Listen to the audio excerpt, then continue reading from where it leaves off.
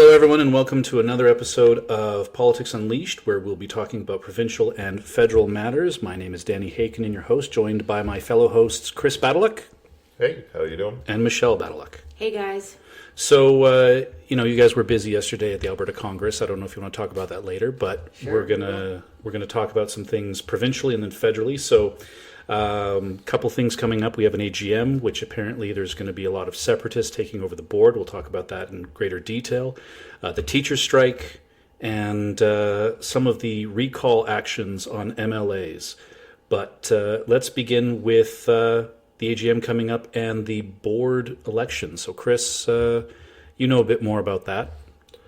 Yeah, I was talking to a current UCP board member on Friday evening when we were down at the Alberta Congress, and it was a little bit interesting just to kind of hear that perspective regarding it, because I'd heard some rumblings from other people that there's some lawyers kind of maneuvering to get some lawyers onto the UCP board because they're unhappy with the no-fault legislation being pushed through. But I was talking to this lady, and she indicated that some of the board members would actually welcome the success of the lawyers because the alternative was essentially a potential takeover of the board by separatists within the UCP. And she was going on about how essentially she was getting hundreds of emails and calls a day from kind of crazy separatists who were demanding that the UCP kind of abandon any real appearance of governance and devote itself exclusively to promoting separatism and leaving Canada, which she kind of thought was abhorrent because, the UCP board is not supposed to be focused on any political objective to begin with. Because that's for the elected politicians to kind of devote themselves to. They're just supposed to be running the show. And it appears at least some board members of the UCP are kind of afraid that all the funds the party has available to it for campaigning and supporting the actual entity of the United Conservative Party and its ability to win elections could kind of be misused and devoted towards kind of separatist hobby horses. Well, that's kind of similar to back in, I think it was 2022, 23, when the Take Back Alberta movement also took over the party. So for those of you listening, board members or people running for the board for the UCP, they are a volunteer position. Their job is purely governance. But what seems to happen is that a lot of people just get these ideas like, well, we're gonna take over, we're gonna push our agenda. For the Take Back Alberta people, it was all about COVID and the never-ending fight there, and it was just exhausting. So late November, if you're not going to the AGM, I guess we'll be there. We'll record stuff. We'll let you know what's coming up, and we'll report on it more. But it's never a boring time at the UCP AGMs. No, and I mean, the policies so far that they have listed are pretty good. I mean, when we were voting on all of the policies and which ones that we wanted to put forward, a lot of them were a little kooky and out there. But the ones that made it so far, they're pretty good. I'm not going to lie. That's kind of shocking because this will be my fourth AGM in a row, and the previous three AGMs, I've always had issues with some of the policies that come up because of the poor wording or how do we action it. Yeah, I mean, the wording, I'm not going to lie to you, it could be better. But I mean, it's not going to be as crazy or eventful as the previous ones unless, the kooks in the party come back, like, Take Back Alberta and all those alt-right gangs. Yeah, I feel like that should be an episode where we talk about like what is conservatism, what's happened with conservatism, and all the different subgenres within it. I mean, I think that they've almost been pushed to that position, and I don't even want to call them crazy anymore because I am quite sympathetic to their separatist movement. I'm probably the only sympathizer for separatists because I'm kind of on the fence with it. So I don't really blame them for wanting to protect the province that afforded them all of the privileges that they have today, because the rest of Canada didn't do that. We can actually say wholeheartedly that we helped other provinces where they are today. Mm-hmm. They haven't helped us at all. We're holding the whole country on our financial back, so to speak. So Well, my only criticism or concern about the separatism movement is that if it was successful, it would just be years of negotiations trying to unwind Alberta out of Confederation. So the separatists aren't even going to get it immediately. It might not even happen. True, but I mean, you can't fault them for trying, right? And it has to start somewhere. Yes, it's going to be a very lengthy legal process to ever get to that position of a true independence from, the money-grabbing provinces that we're surrounded by. But yeah, I mean, I can't fault them for trying. I think it's wild, by the way, that on one half we have someone like Chris who goes, I'm not really in favor of separatism, and then Michelle, your wife, is, don't tread on me. I mean, I'm just kind of coldly rational about it. There's no actual prize at the end of separatism. You still have the same dilemma you have right now. You don't have access to the coastline, and you want to be able to ship your most marketable and valuable products to the coast. So we separate from Canada. Yeah, but the U.S. would totally. No, basically what you're saying is we either have to be in a position where we can negotiate with the United States and either join the United States, which I think if we put it to most people in Alberta, they're not particularly enthusiastic about. I know you're kind of in your own little minority on this issue, Michelle, where you'd rather join the United States, but that's not really a wildly popular sentiment even within Alberta, which is a pretty American-friendly province as far as these things go. I mean, if they knew how much of their paychecks they would be keeping instead of giving it to the federal government, I'm sure that their tune might change a little bit. But at the same time, I mean, even if we separate, we're a landlocked province, and the only real ways we get around that are kind of twofold. One, we either we come to some sort of accommodation with the United States, where we're the little protectorate of the United States, or we join the United States, or we have to raise some kind of army and we have to invade BC. I'm not opposed to any of those ideas. I mean, but most people don't want to do any of those three. All right. All right. The end game of separatism doesn't really solve our problems, is really my thinking. And I think our first and foremost thing has to be just to make Canada work better and get rid of the Liberals, who are really the only problem with the way Canada works. And equalization. Well, we'll talk more about the Liberals when we hit the federal stuff. So as everyone's well aware, the teacher strike came and went. And I know the unions said they're going to fight it, that they say the people stand with them. But I've actually spoken to a number of people now, and most of them are just happy their kids are back in school. So what are your thoughts? I'm thinking that within 6 months' time, this isn't going to be that big of an issue. I don't think so. I mean, because if you're part of the public, it's hard to be very sympathetic to the teachers in this. I mean, they got a pretty big raise. I mean, their grid changed, so most of them are looking at a pay bump over the next 3 years of 12 to 17%, which is considerably more than most people in the private sector are going to realize over the next 3 years. So the teachers are basically complaining that their strike action ended in a significant pay increase to them, and just they're angry that the government didn't want to run the schooling system exactly the way the teachers want to run the schooling system. Well, it's not really for the employees to dictate how any kind of organization is going to run. I mean, the inmates aren't supposed to be running the asylum. We do have a government to make those decisions, and that's why it's a democratic form. We vote for your MLA, and they're supposed to make kind of broad policy directions. So the idea that the union can just say, well, we want it this way, and we're not going to work if you don't. I mean, well, the alternative is we just start firing people and replacing them with people willing to do the job. Michelle, you wanted to say something? Yeah, and I mean, the way that they've been running it for the past, I would say over a decade now, has been an abysmal failure. I mean, they're putting all kinds of students in the same classroom. There are a lot of students that English is their second language. Some of them, they can barely speak English. They need special teaching so that they can learn the language, so that they can learn proficiently in the future. And then there's kids with special needs. They're being disserviced because they're not getting the attention that they need. So they're being all pushed into the same classroom, and that's why you're seeing reading levels go down, writing go down, math operations go down. I mean, we're disservicing kids and parents by setting them behind like this.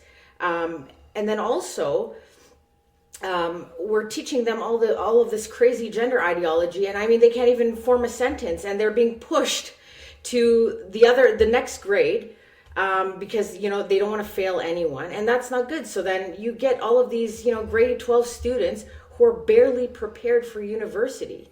So that's not good. I mean, we owe children so much more than what we're giving them right now, and the issues that they want solved, I mean, it's kind of their fault that they wanted to push this inclusive way of teaching kids. And I mean, it's just not feasible. You're not going to get good results with it. And I mean, the other stuff that they want to fix with the amount of classrooms and schools, I mean, that's not an overnight fix. No, it's going to take years. Yeah, you can't just snap your fingers and then all of these schools are just going to pop up out of the ground. Like, that's not how that works. So, I mean, what we gave them was pretty generous. I mean, I don't know that many jobs that they got that kind of a raise, and they have 3 months vacation paid every single year, pension, benefits. I mean, I can't list a single job. Even people that own their own businesses they're not afforded those kinds of luxuries. Well, I think that one of the things that we should look into is when it comes to the teaching cycle, right? Because we have the summer vacation. But historically, that's because kids needed to go back and work on the farm. Well, that's not really the case anymore. And I mean, I think in Canada, teachers work about 186 days a year. But in other jurisdictions in the world, it's over 200. Yeah. So why not just say from this time to this time, no break, just go, okay, and then have a couple months off for holidays or whatever by the end of the year. But I don't even know why they have spring break for public schools. They just take a random week off in the spring. I mean, what is even the justification of that? I mean, I know it's nice for the kids, it's nice for the teachers, but I mean, most people who are working don't have a week off randomly in the spring. Well, no, that's what I mean is that maybe there needs to be a look at how we do things and change them up. But one thing about the UCP is this. I mean, I think it kind of reflects across a lot of the different areas where they're working on, whether it's healthcare or education. We get very ambitious announcements, and then the follow through is just miles and miles away. Right. They made this wonderful announcement about how they were going to spend $8.5 billion building schools. Mm-hmm. And they announced the sites of all these schools across Edmonton and Calgary and elsewhere. But a few months ago, I looked at, well, where are we with all these schools that were announced last year? And we have a few $1 million devoted to most of these sites in planning. And I think that's the biggest problem the UCP has right now. I mean, they make these ambitious announcements, and then just where is the result? Where is the payoff? We don't see it. And I feel like that's their biggest problem, is that over the last number of years, they've made these kind of grand announcements, how they're going to fix healthcare, they're going to fix education. And then, we get the announcement, and then, well, where's the end result? Yeah. And we're still waiting.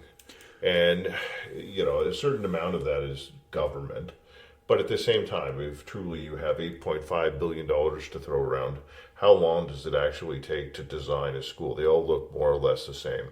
They're a pretty boxy looking building. There's not a lot of beautifying that goes into it. You need an architect and an engineer to prepare some plans. You need someone to come in, flatten the site. You need some people to excavate, pour the basement, but get to work. I mean, if you want people to be happy about your education policy, well, let's see some construction sites. Well, and so that was one of my biggest criticisms, especially when they started doing the healthcare reform, was, okay, great, but give me a roadmap. Show me why we're doing what we're doing and how far we are along the process. You've proposed $8.5 billion for all these schools, but if you're still at the planning phase, just accept it, admit it, right? Because otherwise, those of us where we're going to the AGMs or maybe we're a candidate, we're just getting crucified because unfortunately, it just seems like everyone's got the big announcement and then drags their feet on implementation. But Jesse and I talked about the municipal stuff, and it seems like it's just government. That's just what it is. Yeah.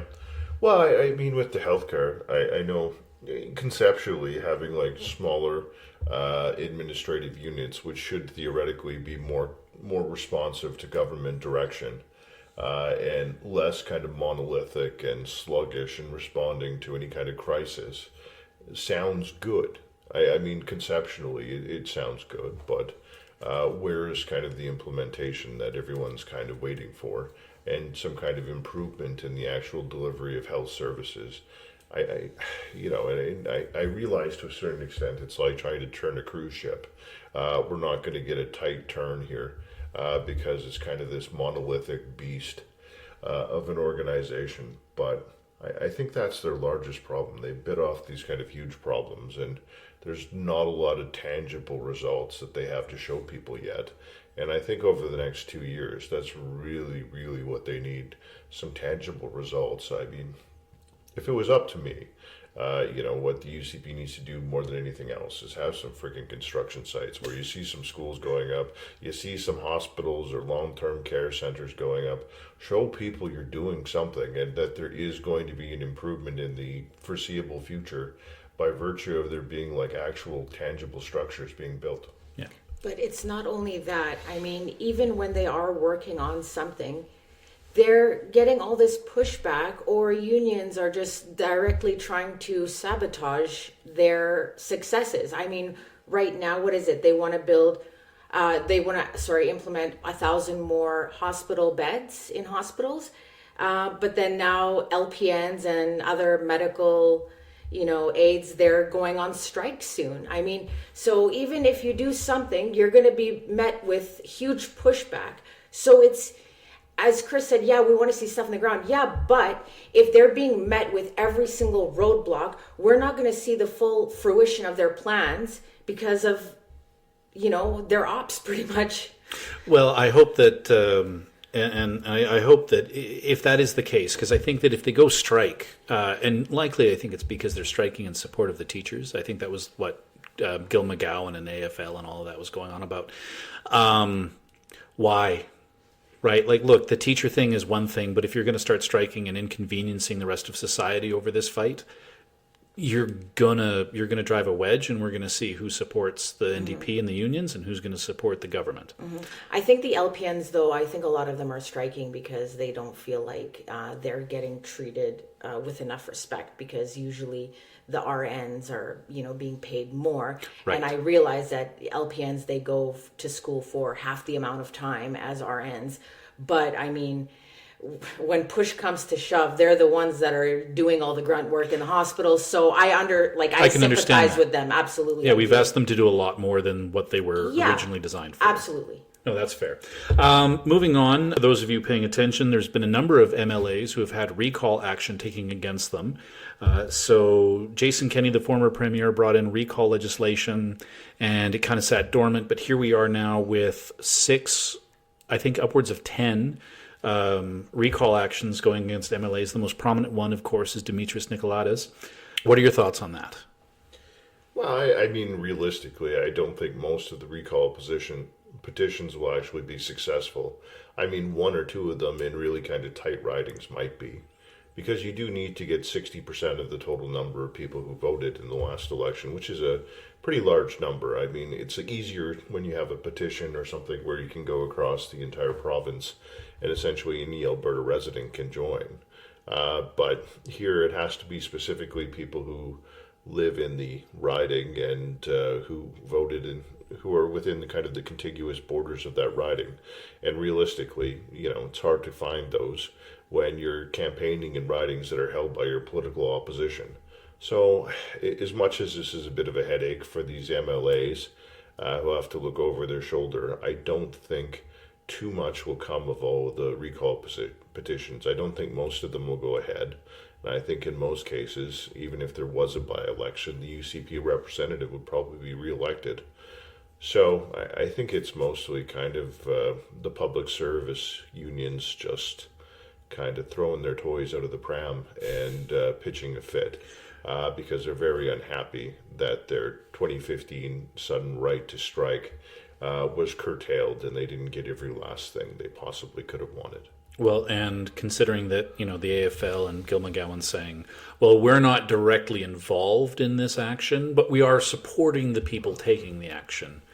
Well, it's all the people who are involved in the teachers union and the NDP that are actually the proponents of all these recall strikes.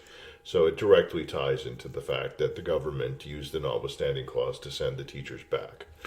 So it's interesting you say that. So there's a Calgary Herald article where they were interviewing Nenshi, and he said that, the Recall Act was flawed from the outset, and that if elected, he would repeal it. And he went on about it in length. And then in the same breath said that it's an absolute travesty and a shame that the UCP are not providing the $13.5 million in funding for the recall efforts. So on one hand, he's saying, I'd get rid of the recall legislation. And then, of course, on the other going, but we need more money for these current recall efforts, right? Like the hypocrisy Why do is we actually glaring. need to give Elections Alberta money to do anything about these yet? I mean, right now it's just a bunch of people who are out there collecting signatures. Until you actually turn any of those signatures in with the required number of signatures and have to start verifying it, there's actually nothing that Elections Alberta needs to do. Yeah. Well, and I'm glad that you said that, because it's not really real until you file your paperwork. Yeah. Like Thomas Lakazik, we're gonna go on something we didn't originally plan on, but he collected over 460,000 signatures, which was originally going to be for should Alberta stay in Canada, which is a referendum by any other other name. Yeah. And then now said, oh yeah, no, we're not doing that. So it's like, okay, so you've spent months, you've collected all these signatures, and you're not doing anything with them. I mean, all they're trying to do is just sabotage our party and make it look bad. Yeah. That's pretty much it. That's what all of this is. The recall, Thomas Lukasik, all of them. They're just doing whatever they can to make us look bad. And I mean, it's kind of working. I mean, the optics are not looking good right now, and I kind of worry for the UCP, but that's politics. I would say, it's the UCP. My biggest issue has always been communication, right? Like the NDP or the media will say one thing, and then like during the election in 23, there was a 10-second clip that came out where it was Danielle Smith saying, should healthcare have to pay for your checkup? But it was a doctored clip, because when you watch the whole clip, it was. Critical care, life-saving care, that absolutely needs to be paid for by the government. However, if it's just you getting a checkup, does that really need to be paid for by the healthcare system? Couldn't that be paid out of pocket or by a health spending account? So when people heard that, when they heard the full sentence, it was like, well, that's actually not offensive. I can agree with that. I need a surgery. I need something critical. It's going to be paid for by the government, as we all expect. But, I'm just going to go get a doctor's note. I'm getting a checkup. Here's $20. Right. So it's messaging. So my point was that the messaging that was being put out against the party was doctored and really made us look bad. But then no one ever bothered to go, hey, hold up a second. Here's the real thing. So what I'm going to say is the UCP is they might be looking bad, but communicate better. Yeah, I mean, they need to really work on their PR. Whoever they have controlling that probably needs to get fired. It doesn't look good. But I mean, for that advertisement you were just talking about, I mean, I would have to push back against that. I think that we should have public health care, but I also think that we should have a dual system where we also have private health care. If you have good insurance or you just want to pay out of pocket, I mean, we would alleviate wait times for both the public and the private sectors. So that way everyone gets covered and no one gets left behind. But if you have the ability to have, you have good insurance or you can just pay out of pocket, you can do so. I mean, I'm always in favor of that. I'm a little bit envious of like Turkey, for example. I mean, the hospitals they have, it's quite amazing. I mean, their healthcare is far more affordable than ours. You can pay a couple $1,000s and get every single test you could ever think of within a matter of 1 to 2 days. And they just process everything for you, and MRIs, X-rays, like you name it, they're going to do it. So I think that's fantastic. So I would like to see a system like that, because I mean, even just for public health care, I mean, people have to wait way too long to see a doctor, and that's not okay to me. And I think that having that kind of dual system will help alleviate those wait times so that everyone benefits. Well, I'm hoping, and Chris will give you final strike on this final word, but what I'm hoping is that, and this comes from a doctor friend of mine who said that if you went to a private clinic, like a private imaging clinic, you pay $500 to $1,000. You can get an MRI right then and there, but if you go through the public system, we'll see you in 3 weeks. No, I see that all the time. Oh, it's to be longer. perfectly honest, to get a public MRI, I mean, they'll book you in your 6 to 9 months. Yeah. In a good scenario, but if I'm working on someone's personal injury case and I have a doctor say they might have a tear or something, or we want to check if there's some other problem that'll show up on an MRI, we get them in there within 1 to 2 weeks routinely, and it's like, here's $800 to $1,000 and it's done. And it's done really fast. So it's not that there's not a lot of capacity. What we have, unfortunately, with healthcare is this social system, which is just rationing of funds on an annual basis. And it's not ideal. I mean, how we fix it, that's an entirely different thing. But if you look at the problem the UCP has, I don't agree that it's communication, because communication presumes that what they're actually doing is good, and people just aren't hearing about it. I think the problem for the UCP is they're working on a lot of things, but they're not really finishing any of them. And when you don't really finish any of your projects, you don't have tangible things to show people, because I don't envy anyone right now who has to go knock on doors for the UCP immediately, because aside from the tax cut that we got a year or so ago, I mean, what exactly are you going to put in the window, so to speak? Yeah. And I would still vote for the UCP. I mean, even though they're doing some things I don't like, because who am I going to vote for? Nenshi? Oh, fuck, no, hell no. I wouldn't vote for the former mayor of Calgary, who is so horrible as the mayor of Calgary that to run as an MLA, he doesn't want to run in any single seat in all of Calgary, but he has to come run in Edmonton, Strathcona, which is kind of like the Beetle of NDP politics. The rest of the world could be destroyed for the NDP, but they'll still have one MP or MLA in Edmonton, Strathcona. Yeah. Well, and so I guess here's where we can finish on that one. When he was running for leadership and he did not run in Calgary, to me, what that spoke of is that not a single MLA was willing to, after a hard-fought election, and in one riding, I think 42 votes separated the NDP from the UCP. They said no, right? Like they didn't fall on their sword. They didn't, I'll step down as an MLA. I'll let you run here in Calgary. Maybe give me a cushy job or something working in someone's office for my sacrifice. Instead, it was Notley basically resigning as leader. And then when Nenshi, I'm guessing, could not negotiate anyone stepping down in Calgary, right? I'm supposing. Then it's like, okay, well, I'll step down as the MLA and give you a seat that hasn't been conservative since 1986. Well, also, he's not saying in the next election, I'm going to run in Calgary, when if you're supposed to have been this really popular mayor of Calgary, why aren't you looking for a Calgary seat to run in the next election? You should be campaigning as you're going to run in Calgary, because you're going to take Calgary for the NDP. Well, I'm gonna try and find the article, but I remember reading that in an interview he said that some days he just didn't want to show up to city council as mayor because it was really hard, and some days he just didn't want to do it. And it's like, oh, okay, but now you're going to run the province. Yeah, you think that's hard? Just okay. you wait. Yeah. All right. Well, you stuck around to the provincial side of it. We're going to take a small break and move on to federal, so we'll be right back.